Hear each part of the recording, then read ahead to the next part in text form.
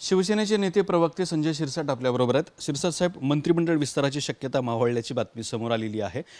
विधानसभा निवडणुकीच्या तोंडावरती भाजपच्या हायकमांडने हा निर्णय घेतला आहे, मात्र खातेबदल होण्याची शक्यता वर्तवली आहे. नाही, असं काही होणार नाही. मला वाटतं की बातमी आता हायकमांडतर्फे आली, आता कोणत्या माध्यमातून माहीत नाही, परंतु मंत्रिमंडळाचा विस्तार हा झाला पाहिजे. अनेक आमदार त्यामुळं नेता नसता नाराज होतील आणि पूर्ण मंत्रिमंडळ बनवायला हरकत काय. आणि मला वाटतं असं काही होणार नाही. मंत्रिमंडळाचा विस्तार हा होईल.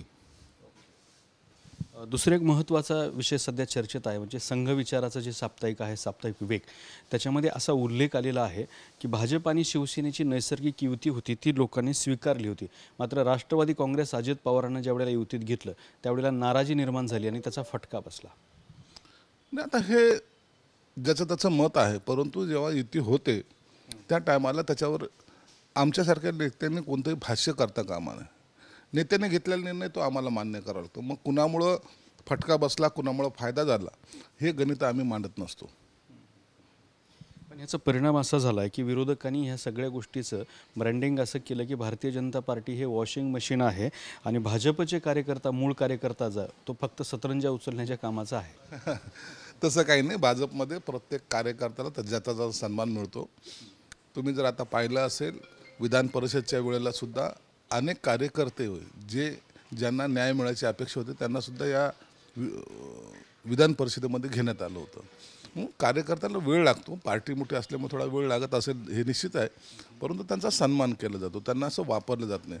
वापरायचं काम हे काँग्रेस आणि राष्ट्रवादीने अनेक वर्ष केलेलं आहे.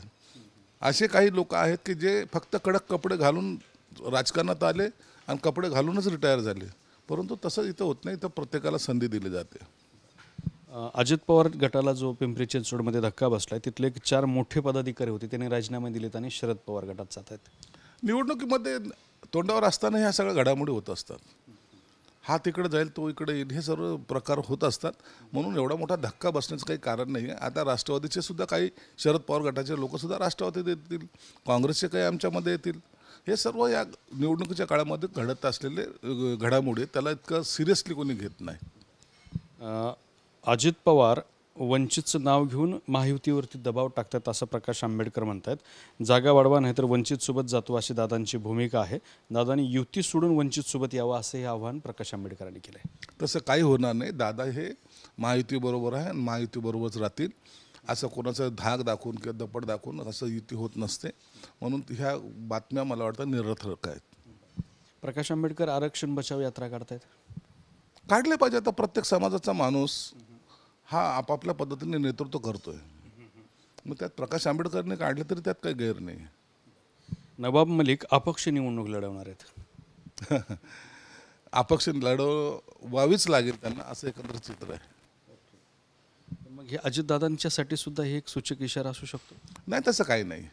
तसं आरोप तेच आहेत. नवाब मलिकांवरती भाजपने दबाव आणलेला आहे, त्यामुळे ते अपक्ष लढत आहेत. तसे आरोप अजितदादा गटातल्या अनेकांवरती सुद्धा होत आहेत. नाही, तसं काही नाही. आता कोणी कशी निवडणूक लढवावी हा त्याचा प्रश्न आहे. परंतु आता 1-2 महिने वाट पहा, सगळं घोडा मैदान समोर येईल. ठाकरेंनी 120 विधानसभा जागांचा आढावा घेतलेला आहे. 2019ला ठाकरे गटाने जिंकलेल्या जागांवरही बैठकीत चर्चा झाली. लोकसभानिहाय विधानसभा जागांवरती कुठे लीड याचाही आढावा घेतला आहे. 120 जागांचा त्यांनी आढावा घेतला. सर, प्रत्येक पक्ष घेतो, त्यात काय नवीन काय.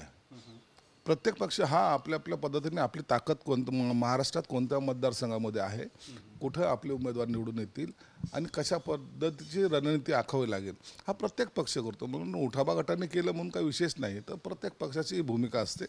म्हणून आता निवडून येणं हाच क्रायटेरिया प्रत्येक पक्ष हा कॅन्डिडेट पाहून ठरवत असतो आणि मला वाटतं हे एक चांगला संकेतसुद्धा आहे. विशाळगड प्रकरणावरती असदुद्दीन ओवैसींनी मुख्यमंत्री एकनाथ शिंदेंवरती टीका केली आहे. ह्या सगळ्या प्रकरणाची जबाबदारी मुख्यमंत्र्यांनी घेतली पाहिजे असं त्यांचं मत आहे.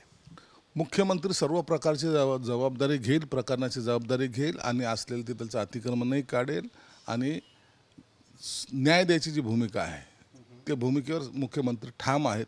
मग त्यांना कोणी किती विरोध करो, काही करो, परंतु जिथं न्याय द्यायचा तिथं मुख्यमंत्री न्याय दिल्याशिवाय राहणार नाही. मग अतिक्रमण काढण्यासंदर्भात बोलताय, जी घटना घडली, जी तोडफोड झाली, जी घरं त्या ठिकाणी तोडफोड केली त्या संदर्भात काय? नाही मग काय त्यांच्या तुम्ही एखादं अतिक्रमण काढणाऱ्याच्या ह्याच्या अंगावर जर हल्ले कराल, दगडफेक कराल, तर मग त्या टायमाला काय करायचं? हात बांधून बसायचं प्रशासनाने.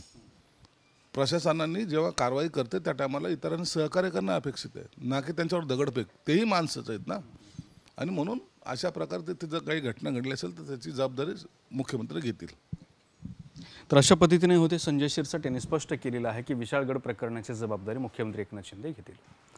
कॅमेरामन आप्पासोबत दत्ता कानवटे, TV9 मराठी, छत्रपती संभाजीनगर.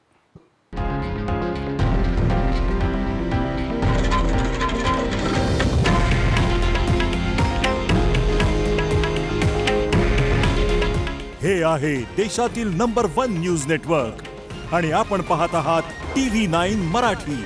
काळजी तुमची, हित महाराष्ट्राचं.